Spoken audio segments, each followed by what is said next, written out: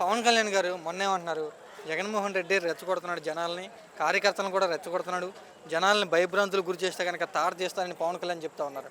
మీరేమంటారు? ఒక వాస్తవానికి చెప్పాలంటే జగన్మోహన్ రెడ్డి ఆయన ఒక విలేకరుల సమావేశంలో అడిగిన దానికి సమాధానం చెప్పాడు ఆయన.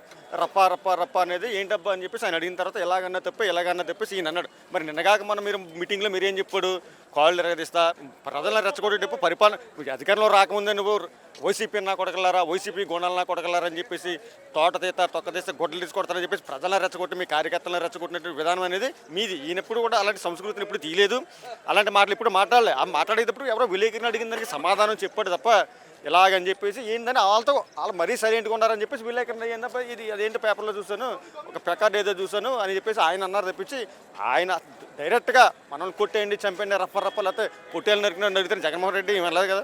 అదే రకం ఇప్పుడు నిన్న కాక మనం మీ భీమవరంలో కూడా ఒక అమ్మాయిని గొంతుకు చంపాడు.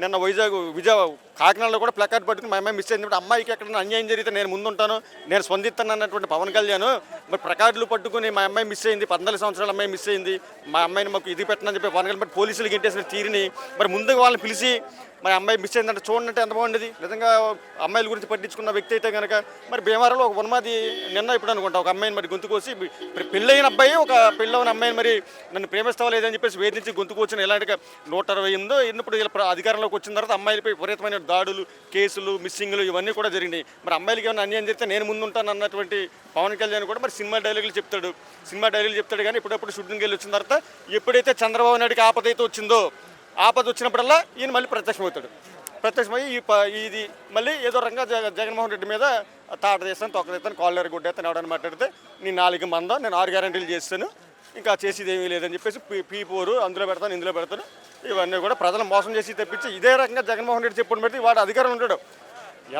మనకు వచ్చే రాష్ట్ర బడ్జెట్ 80,000 కోట్లు. 80,000 కోట్లలో ఇది ఎన్ని ఎలాగవుతాయి? 6 హామీల్లో నీకు 15,000, నీకు 15,000, నీకు 18,000 ఇవన్నీ కూడా బడ్జెట్ లెక్కేసుకుంటే మన బడ్జెట్ అసలు దీనికి సరిపోదబ్బా, అది నేను అబద్ధం చెప్పను అన్నారు. ప్రజలందరూ కూడా మోసపోయి